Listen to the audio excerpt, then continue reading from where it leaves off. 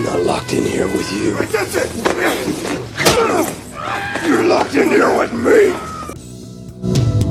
Hello, everyone, and welcome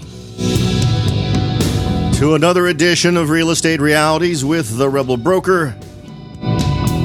My name's Robert Whitelaw, and I am that Rebel Broker. Licensed real estate broker in the state of California, member of the National Association of Realtors.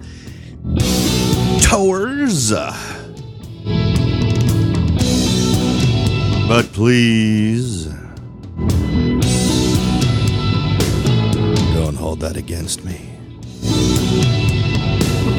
Welcome to it, folks. You know, interesting news. It's getting to the point where month-to-month data is just super interesting relating to what's going on in my local marketplace. While I get the sexiness of my local marketplace might be lost on some of you, there are also national trends we can talk about that are going on. We're in that season where I get a lot of folks talking about possibly selling their homes in the first quarter or listing in the first quarter or right at the end of the first quarter, maybe beginning of the second.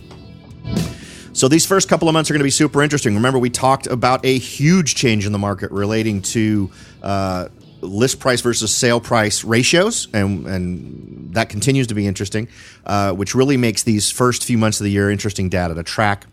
In addition, if you'd like to get in contact with me before we jump into the meaty part, feel free to reach out. You can find me at therebelbroker.com. Head on over to the website. Click the contact link at the top of the page. Send along any ideas, suggestions, observations that you might have. You can also join in and click the big red button at the top of the page that says take the survey to support the show. By doing that, you drop yourself into a drawing for a $50 Amazon gift card. And as promised, we're going to do that here in February. We didn't do it in the first week because I forgot to tell everybody to do it, I think.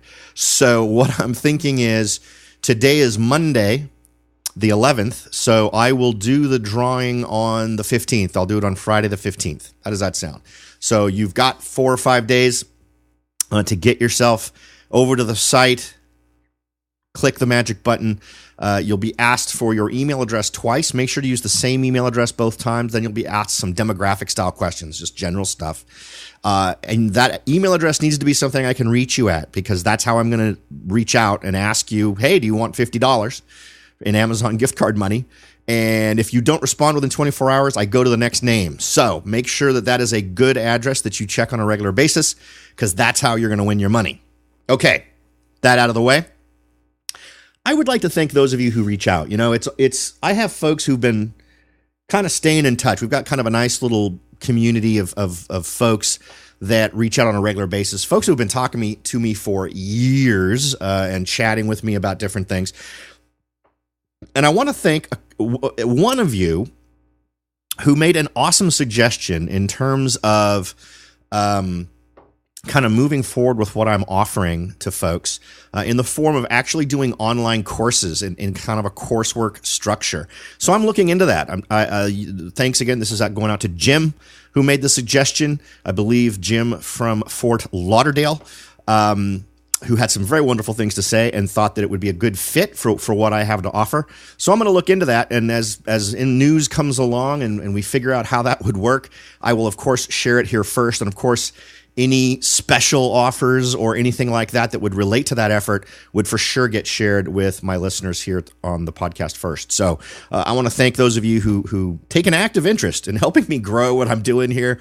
It's always a little bit humbling when folks actually seem to be not only just interested in wanting to chat, but enthusiastic about it. So thank you for that.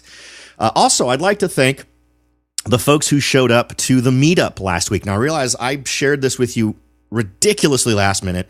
We did a meetup in Morgan Hill to talk real estate. It went for 2 hours at the local Starbucks, and it was the first meetup of a group I started and never publicized other than on meetup.com. I don't think I mentioned it here on the show until the day before the meetup was set, so I apologize for that.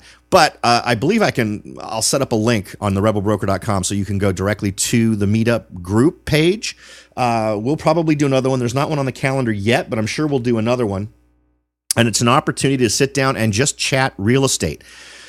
One rule is because there was an awful lot of folks who were kind of showing interest in the group that were clearly real estate agents and lenders and things like that.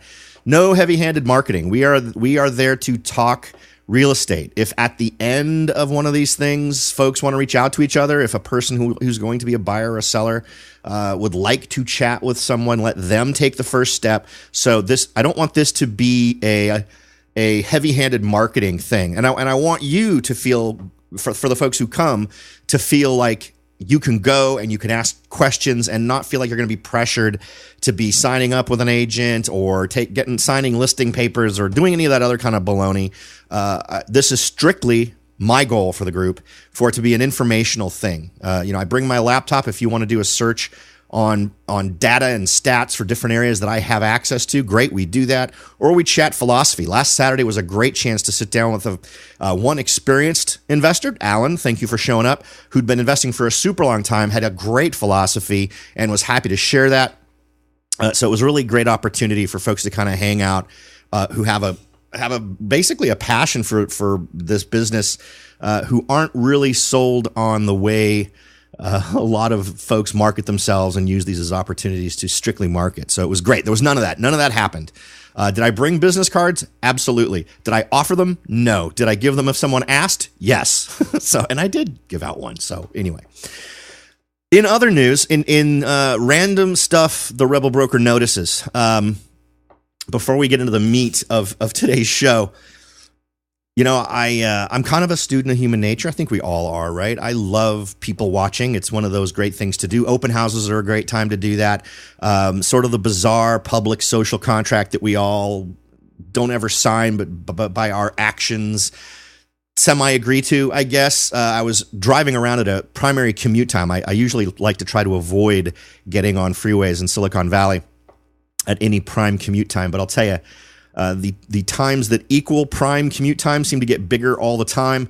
I was coming back from something at like 2:30, figuring how bad could it be, and boy, was it bad, which just constantly reminds me never to be that far north in Silicon Valley at any time in the afternoon. But anyway, driving back to my local home base here in Morgan Hill, looking in the rearview mirror, and a gentleman is driving. His female rider is there. I don't know if that's his wife or his girlfriend. But I notice after driving in front of these folks for a while and looking in my rearview mirror that the lady in the car has not stopped talking. There doesn't seem to be a phone involved, so she doesn't seem to be talking to someone on a phone, but talking to the gentleman who's driving the car. And if there was ever a look in someone's eyes, that glassed over, I am a zombie now look, that dude had it. And, for those of you who've been listening to this show for a while, you know that, and maybe this is just sour. This is just my sour moment. But you know that I got divorced a few years back. Geez, a lot of years back now, actually, if we want to get technical. And it was one of those brief moments where I guess I felt good about not having someone in my car next to me talking endlessly. That person was behind me the whole entire way. From this would have been right around, I don't know, Santa Clara maybe, driving down the 101 south towards Morgan Hill. And this gentleman was behind me the entire way and kept going south after Morgan Hill. So he was probably going to Gilroy or Salinas or, wherever. But she never stopped. It never stopped. It was constant. I never saw a moment where he was talking and she was listening. It was always she was talking. So I guess I'll take some comfort from that, but it just struck me as odd. And I figured I'd share it here as one of the random thoughts of the day. I probably just alienated half of my audience. Sorry. I'm sure there are plenty of guys out there who do the same thing. Maybe. All right. Okay. So where are we today, folks? We are literally on a roller coaster. There's frequently times in the past when we've looked at data and I've said, I feel pretty confident we'll see this. And I've been right more than I've been wrong. I totally miscalled the downturn that I was expecting in 2017 in October of 2017. That's probably my biggest, most glaring error, because that also happened to be the year that in the month I said we would see the biggest downturn in the stock market. We saw the best October, I think, on record for that. I just expected to see a big hit, because usually October is that month when, if the stock market's going to do something funky, it's going to do it. And I thought, if we're going to see a big one, it's going to be then, and we didn't. 2018 turned out to be a gangbusters year in terms of that ratio we've been talking about, the ratio between list price and sale price. So in my market, the average home was selling for 4 to 6% over asking price, which also carries with it the implication that there were multiple offers, right? Because why have multiple offers if only one person is making an offer on that house? You typically will negotiate a little bit more. That buyer has a motivation to try to get it for as little as possible. Typically, you don't see things going over asking price unless there's some competition. To, at the end of the year, finishing off 2018 with the greatest amount below asking price, down to 98%, so about 2% below asking price on those homes on the sales price for homes versus list price. So a really big variation last year. And what I'm looking for now, these first few months are going to be a big deal. We need to try to get some ideas. Where is this going to turn for us? And there are some articles coming out that I think are pointing to a potentially strong first quarter in 2019. According to RealtyBizNews.com, they have a headline for February 8th, housing demand surges earlier than expected this year. Now, the article goes on to give some examples. They talk about how CNBC reported the case. I'm quoting now, of an open house in Coppell, Texas, a suburb of Dallas, where dozens of prospective buyers were lined up at the doorstep, all waiting to get in and take a look around. Quote, it kind of caught us a little off guard, according to the real estate agent who was holding the home open. We actually did get a surge of buyers coming in, and matter of fact, I worked with 2 this weekend, one of which is under contract, another is about to be. The article goes on to say home sales slowed at the end of last year due to increases in the 30-year fixed-rate mortgage that saw rates approach 5% by the end of 2018. However, interest rates have moderated in recent weeks, and the 30-year fixed-rate mortgage average just 4.46% at the end of January, according to Freddie Mac. Quote, when you see those numbers coming down, you want to go. Okay, this is the time to buy, according to a home shopper in the Dallas area. Quote, you certainly don't want to buy at the top of the market. So they're putting an awful lot of emphasis on interest rates. I would argue that psychologically, I don't know. I don't see that. In working with the buyers I'm working with, that is not what is making these people decide to go or not go. No one, I think, has hit that hard point yet. Some interesting things that are noted here. The cities with some of the largest reductions in list prices. Las Vegas. List prices. Las Vegas up 16%. San Jose up 9%, Seattle up 8%, Orlando up 6%, and Phoenix up 5%. I don't know why they called it reductions. The cities with some of the largest reductions in list prices were, that's weird. The reductions? I guess the number of reductions were up? I don't get it. We're going to look at some real data here in a second for Santa Clara County to sort of get a better idea of where we're at. Buyers are taking advantage of the price reductions and lower mortgage rates. We don't want to miss that, quote, we don't want to miss that opportunity, so we're trying to get busy with our listings and start getting our listings on the market early. There was another article that I spotted. CoreLogic reports house prices up 4.7% year over year in December. Just as a stat, just as a benchmark. Remember, and that's how these things are going to be reported. A lot fewer outlets are going to report that there's a specific percentage up. They're going to say slowed, right? Meaning that we're still seeing increases in property values. Everybody's expecting property values to continue to go up just by less.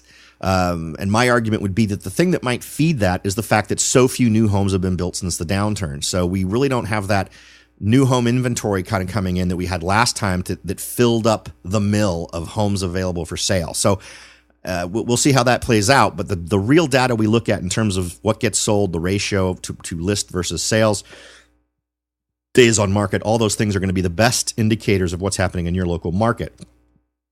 Let's see. Another one was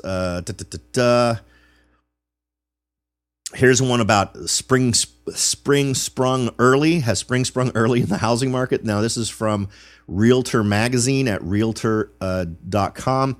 Demand for housing is picking up, and housing analysts are pointing to lower mortgage rates as the main reason the spring buying season may be coming early. And they use the interesting thing about this is they're all feeding off the exact same article, not just this exact same article, but the exact same example in Coppell, Texas. I've seen this same example now in 5 different stories.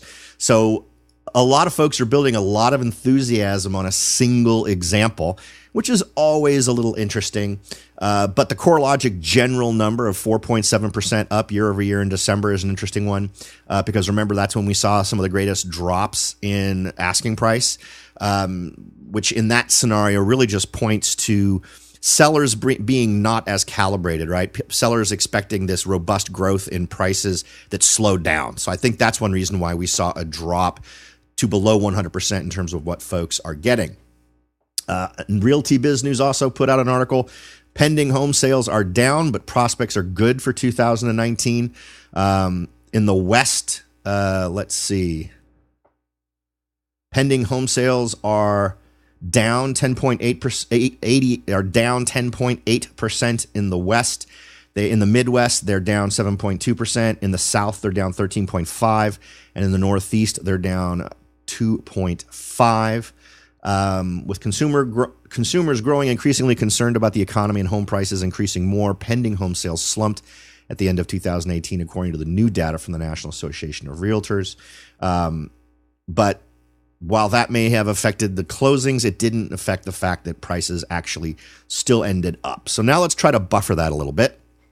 Let's talk about actual numbers. Now, this is data going right up to January of 2019. So, and this data was compiled on over the weekend on Saturday. So, this is the latest stuff, and this is all of Santa Clara County. Everything here should be completely up to date. And I'm looking right now at the list price ratio, which peaked in March, April at about 13% over asking price, and dropped below 100% or right at 100% in November.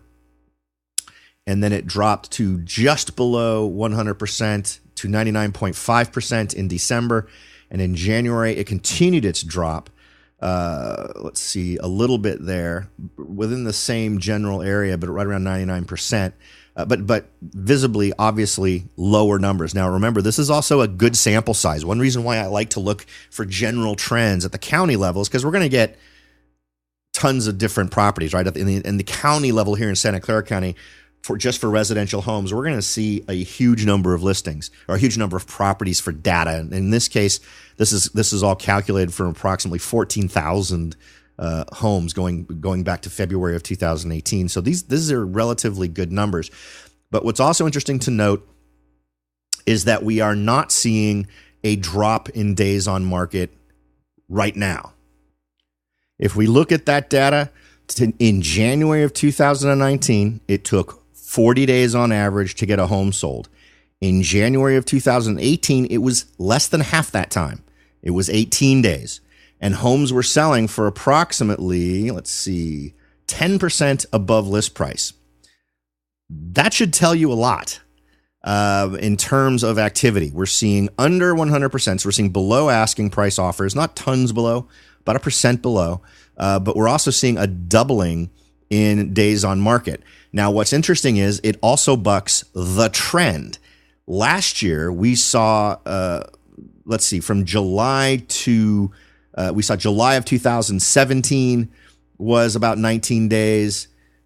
July of 2018 was 18 days. So in the same general ballpark, we saw the lowest point in April of 2018 at 13 days.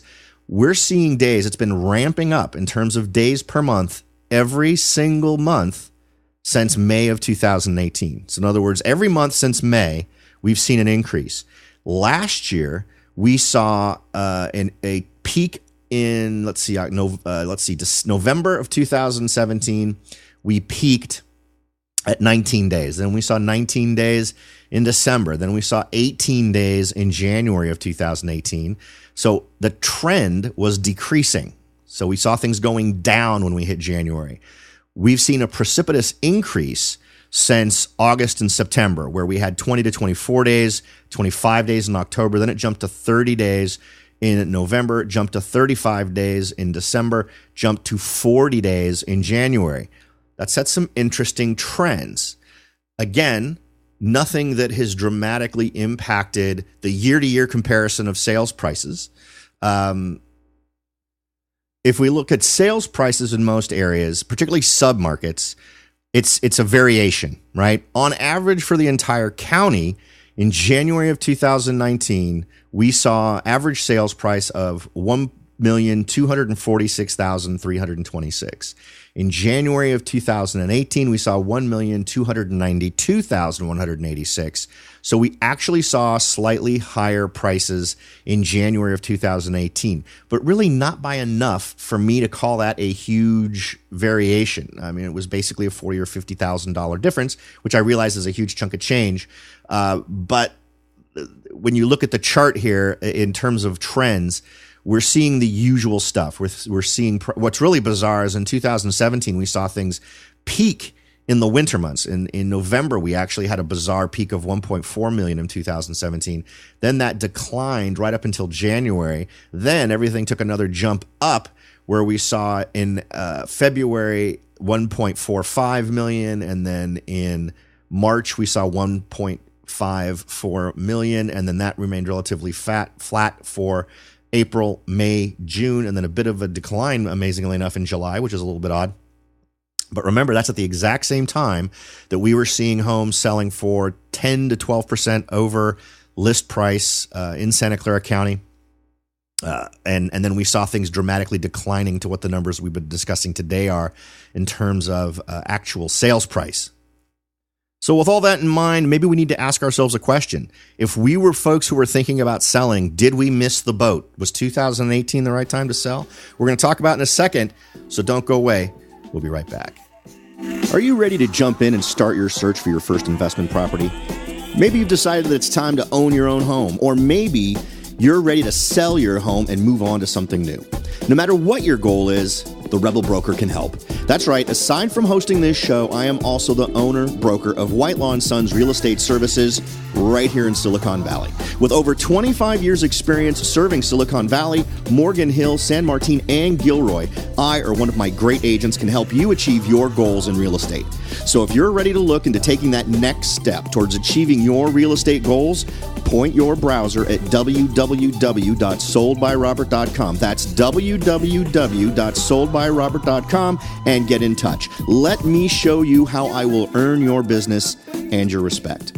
Again, that's www.soldbyrobert.com, or you can call me at 408-852-0525. California Bureau of Real Estate ID 00984-909. Welcome back, everyone. We've been talking about some of the latest news. We've been talking about how some areas are still going nuts and buyers are really showing up. Something you'll frequently hear, but the interesting thing is, in all those articles, they seem to be using the exact same example from Dallas. Of course, your market may vary. You need to check and find out what's going on with your market.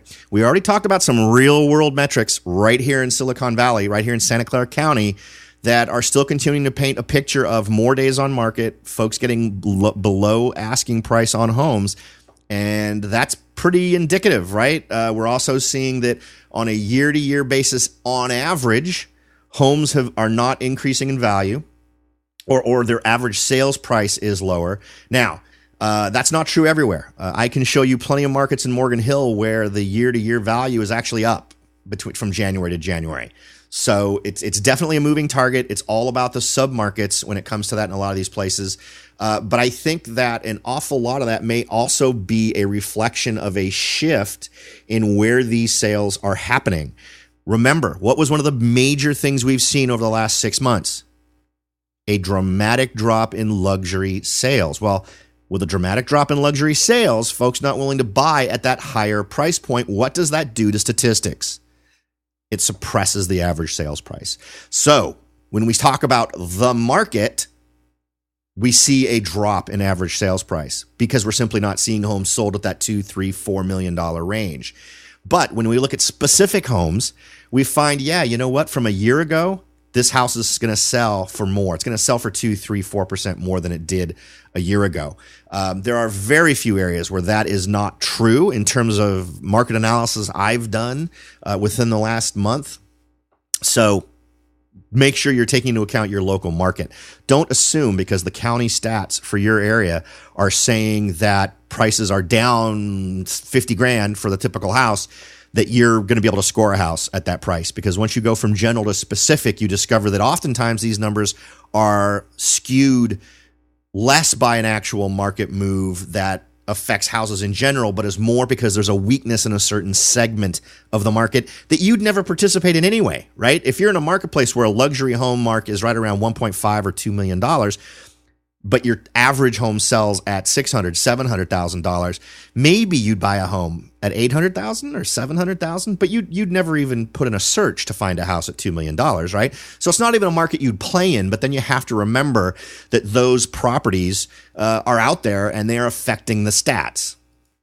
Okay, so let's talk a little bit about the possibility that we may have missed the boat in 2018. Now, I am someone who, in retrospect, you can always say you missed the boat, right? A stock hits a value. You know, that stock you've been riding forever and had been wanting to sell at $40 or $45 an hour and it peaked at $45 a share and it peaked at 40. That house value that you wanted to sell at X amount of dollars and it never quite reached it but peaked at some point. In retrospect, you can always say you missed it. However, if you're at a point where the argument is how much money will I make, and it's relative to the market you're in, and it really depends on what you're going to do with that money. If you're going to pull that money out and put it into a different market, you can maybe get upset because maybe prices aren't changing in that other market in the same way that they're changing in the market you're in. But if you're a typical buyer or seller who's going to sell a home and buy a home in that same overall marketplace, if you're not moving out of state or whatever, you know, it's a relative thing. If prices drop, well, you know what? If the price drops for the house you're selling, it probably also drops for the house you're buying, right? Unless you're buying at a more competitive price point, which could be a problem. But those are all aspects to keep in mind. So did we miss it? Did we all miss the boat? Now, I was putting myself in line to get my home sold last year, and through, I'll own it, through emotional elements that had me sort of wanting to stay in the house, keep it for the kids. I love the view, and I sit up there with my son and we chat a couple of times a week about how life is going, and I'm digging that. And I guess I was sort of holding out till he moves out. He's currently going to a local college, but he's going to be going probably off on his own to Southern California to go to college in the fall.